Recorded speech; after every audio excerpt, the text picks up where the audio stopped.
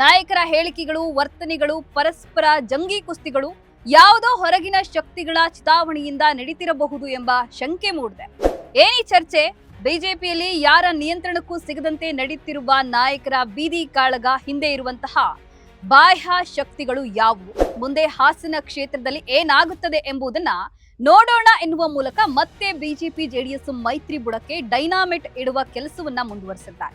ಒಟ್ಟಾರೆ ಹೀಗೆ ಬಿಜೆಪಿಯಲ್ಲಿ ಹಾಕಿಯಾಟ ಮುಂದುವರೆದೇ ಇದೆ.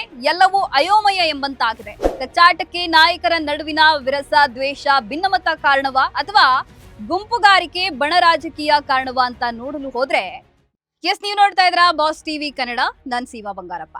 ಬಿಜೆಪಿಯೊಳಗೆ ಯಾವತ್ತಿಗೂ ಮುಗಿಯದ ಆಂತರಿಕ ಸಂಘರ್ಷ ನಡೀತಾ ಇದೆ. ಜೀವಂತ ಜ್ವಾಲಾಮುಖಿಯಂತೆ ಸದಾ ದಗ್ಗೆನ್ನುವ ರಾಜಕೀಯ ವಾತಾವರಣ ಆ ಪಕ್ಷದಲ್ಲಿದೆ. ಅದರಲ್ಲೂ ಕಳೆದ ಒಂದು ತಿಂಗಳಿನಿಂದ, ಅರ್ಥಾತ್ ಡಿಕೆ ಶಿವಕುಮಾರ್ ಮುಖ್ಯಮಂತ್ರಿ ಆದಾಗಿಂದ ಬಿಜೆಪಿಯಲ್ಲಿ ನಡೆಯುತ್ತಿರುವ ಬೆಳವಣಿಗೆಗಳು ಅನೇಕ ಅನುಮಾನ, ಸಂಶಯಗಳನ್ನ ಹುಟ್ಟುಹಾಕಿದೆ. ನಾಯಕರ ಹೇಳಿಕೆಗಳು, ವರ್ತನೆಗಳು, ಪರಸ್ಪರ ಜಂಗಿ ಕುಸ್ತಿಗಳು ಯಾವುದೋ ಹೊರಗಿನ ಶಕ್ತಿಗಳ ಚಿತಾವಣೆಯಿಂದ ನಡೀತಿರಬಹುದು ಎಂಬ ಶಂಕೆ ಮೂಡಿದೆ. ಕೇಸರಿ ಪಕ್ಷದ ಸಿಂಪಥೈಸರ್ಸ್ಗಳ ವಲಯದಲ್ಲಿ ಈ ಬಗ್ಗೆ ಬಿಸಿ ಬಿಸಿ ಚರ್ಚೆ, ವಿಶ್ಲೇಷಣೆಗಳು ನಡೀತಾ ಇವೆ. ಏನಿ ಚರ್ಚೆ? ಬಿಜೆಪಿಯಲ್ಲಿ ಯಾರ ನಿಯಂತ್ರಣಕ್ಕೂ ಸಿಗದಂತೆ ನಡೆಯುತ್ತಿರುವ ನಾಯಕರ ಬೀದಿ ಕಾಳಗ ಹಿಂದೆ ಇರುವಂತಹ ಬಾಹ್ಯ ಶಕ್ತಿಗಳು ಯಾವುವು? ಕೇಸರಿ ನಾಯಕರ ಕಚ್ಚಾಟಕ್ಕೆ ಅಸಲಿ ಕಾರಣಗಳೇನು? ಎಲ್ಲವನ್ನ ಈ ವಿಡಿಯೋದಲ್ಲಿ ವಿವರವಾಗಿ ನೋಡ್ತಾ ಹೋಗೋಣ ಬನ್ನಿ. ಡಿಕೆ ಶಿವಕುಮಾರ್ ಮುಖ್ಯಮಂತ್ರಿಯಾಗಿ ಅಧಿಕಾರ ಸ್ವೀಕರಿಸಿದ ನಂತರ ಬಿಜೆಪಿಯಲ್ಲಿದ್ದ ಒಳ ಸಂಘರ್ಷ ಬೀದಿಗೆ ಬಂದಿದೆ. ಅದು ಬಣಗುದ್ದಾಟವನ್ನ ಮೀರಿ ಹುಚ್ಚು ಕುದುರೆಯಂತೆ ಎತ್ತೆತ್ತೋ ಓಡ್ತಾ ಇದೆ. ವಿಧಾನ ಪರಿಷತ್ ಚುನಾವಣೆಯಲ್ಲಿ ಶಾಸಕರು ಅಡ್ಡ ಮತದಾನ ಮಾಡುವ ಮೂಲಕ ಬಿಜೆಪಿ ಆಂತರಿಕ ಕದನ ಬಹಿರಂಗವಾಯಿತು. ಆನಂತರ ಚಿಕ್ಕಬಳ್ಳಾಪುರ ಸಂಸದ ಸುಧಾಕರ್, ಯಲಹಂಕ ಶಾಸಕ ಎಸ್ಆರ್ ವಿಶ್ವನಾಥ್ ಪರಸ್ಪರ ತೊಡೆ ತಟ್ಟಿ ಕಾಳಗವನ್ನ ಆರಂಭಿಸಿದ್ರು. ಅದರ ಬೆನ್ನಿಗೆ ಕೆಂಪೇಗೌಡ ಜಯಂತಿ ಸಂಬಂಧ ಸದಾನಂದ ಗೌಡ, ಎಸ್ಆರ್ ವಿಶ್ವನಾಥ್ ನಡುವೆ ಪರಸ್ಪರ ವಾಗ್ಯುದ್ಧ ನಡೆಯಿತು.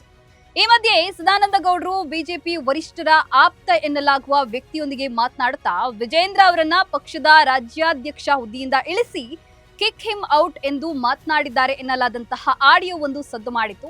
ಇಷ್ಟಾಗುತ್ತಲೇ ಯಡಿಯೂರಪ್ಪ ಬೆಂಬಲಿಗ ಪಡೆಯ ಮಾಜಿ ಸಚಿವ ರೇಣುಕಾಚಾರ್ಯ ಮತ್ತಿತರರ ತಂಡ ವಿಜೇಂದ್ರ ಪರ ಬ್ಯಾಟಿಂಗ್ ಆರಂಭಿಸಿ, ತಾಕತ್ತಿದ್ರೆ ವಿಜೇಂದ್ರ ಅವರನ್ನ ರಾಜ್ಯಾಧ್ಯಕ್ಷ ಹುದ್ದೆಯಿಂದ ಕೆಳಗಿಳಿಸಲಿ, ಯಡಿಯೂರಪ್ಪ ಬಿಜೆಪಿ ಪಕ್ಷಕ್ಕೆ ಬೇಡ ಎಂದು ಹೇಳಿ ಎಂದು ಪಕ್ಷದ ವಿರುದ್ಧವೇ ಆಕ್ರಮಣ ಮಾಡಲಾರಂಭಿಸಿತು. ಸದಾನಂದ ಗೌಡರನ್ನ ಇತ್ತ ಯಲಹಂಕ ವಿಶ್ವನಾಥ್, ಅತ್ತ ರೇಣುಕಾಚಾರ್ಯ ರೋಸ್ಟ್ ಮಾಡತೊಡಗಿದ್ರು. ಈ ಮಧ್ಯೆ ಹಾಸನದಲ್ಲಿ ಪತ್ರಿಕಾಗೋಷ್ಠಿ ಮಾಡಿದ ಮಾಜಿ ಶಾಸಕ ಪ್ರೀತಂ ಗೌಡ ಜೆಡಿಎಸ್ ಮೈತ್ರಿ ಬಗ್ಗೆ ಲಘುವಾಗಿ ಮಾತನಾಡತೊಡಗಿದ್ರು. ಕಳೆದ ಚುನಾವಣೆಯಲ್ಲಿ ಜೆಡಿಎಸ್ ಗೆದ್ದಿರುವುದೇ 18 ಸ್ಥಾನ. ಅವರಿಗೆ ಅಷ್ಟೇ ಬಿ ಫಾರಂ ಸಾಕಾ? ಅವರು 70-80 ಸೀಟ್ ಕೇಳ್ತಿದ್ದಾರೆ. ಈ ಹಿಂದೆ ಚನ್ನಪಟ್ಟಣದಲ್ಲಿ ಏನಾಯಿತು, ಮುಂದೆ ಹಾಸನ ಕ್ಷೇತ್ರದಲ್ಲಿ ಏನಾಗುತ್ತದೆ ಎಂಬುದನ್ನ ನೋಡೋಣ ಎನ್ನುವ ಮೂಲಕ ಮತ್ತೆ ಬಿಜೆಪಿ ಜೆಡಿಎಸ್ ಮೈತ್ರಿ ಬುಡಕ್ಕೆ ಡೈನಾಮಿಟ್ ಇಡುವ ಕೆಲಸವನ್ನ ಮುಂದುವರಿಸಿದ್ದಾರೆ. ಅತ್ತ ಚಿತ್ರದುರ್ಗದತ್ತ ಹೋದ್ರೆ ಸಂಸದ ಗೋವಿಂದ ಕಾರಜೋಳ, ಹೊಳಲ್ಕೆರೆ ಶಾಸಕ ಚಂದ್ರಪ್ಪ ನಡುವೆ ಮುಸುಕಿನ ಗುದ್ದಾಟ ಆರಂಭವಾಗಿದೆ. ಇನ್ನು ರಮೇಶ್ ಜಾರಕಿಹೊಳಿ, ಕುಮಾರ್ ಬಂಗಾರಪ್ಪ ನೇತೃತ್ವದ ಗುಂಪು ಸದ್ದಿಲ್ಲದೆ ಗುಂಪುಗಾರಿಕೆಯನ್ನ ಜಾರಿಯಲ್ಲಿಟ್ಟಿದೆ. ಈ ಮಧ್ಯೆ ಬಿಜೆಪಿ ರಾಜ್ಯ ಉಸ್ತುವಾರಿ ರಾಧಾ ಮೋಹನ್ ದಾಸ್ ಅಗರ್ವಾಲ್ ವಿರುದ್ಧ ಅವಹೇಳನಕಾರಿ ಮಾತನಾಡಿದ್ರು ಎಂಬ ಕಾರಣಕ್ಕೆ ಪಕ್ಷದ ಮುಖ್ಯ ವಕ್ತಾರನೊಬ್ಬನನ್ನ ಉಚ್ಚಾಟನೆ ಮಾಡಲಾಗಿದೆ. ಒಟ್ಟಾರೆ ಹೀಗೆ ಬಿಜೆಪಿಯಲ್ಲಿ ಹಾಕಿಯಾಟ ಮುಂದುವರೆದೇ ಇದೆ.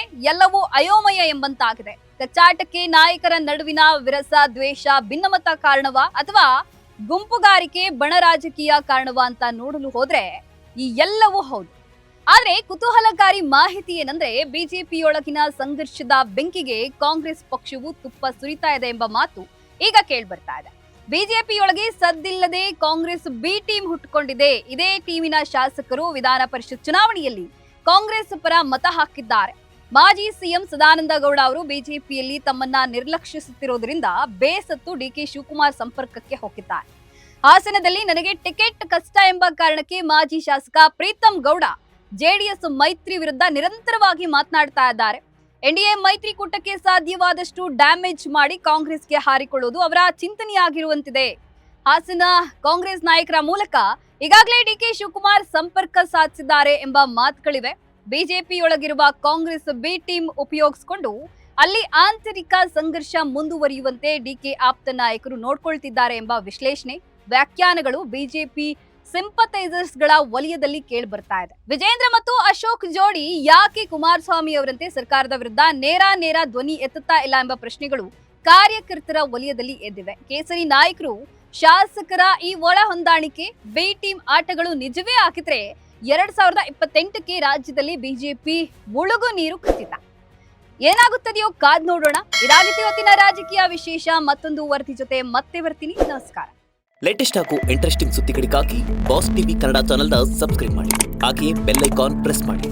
ಇದರ ಜೊತೆಗೆ ಫೇಸ್ಬುಕ್, ಇನ್ಸ್ಟಾಗ್ರಾಮ್, ಎಕ್ಸ್ ನಲ್ಲೂ ಮಿಸ್ ಮಾಡದೆ ಫಾಲೋ ಮಾಡಿ.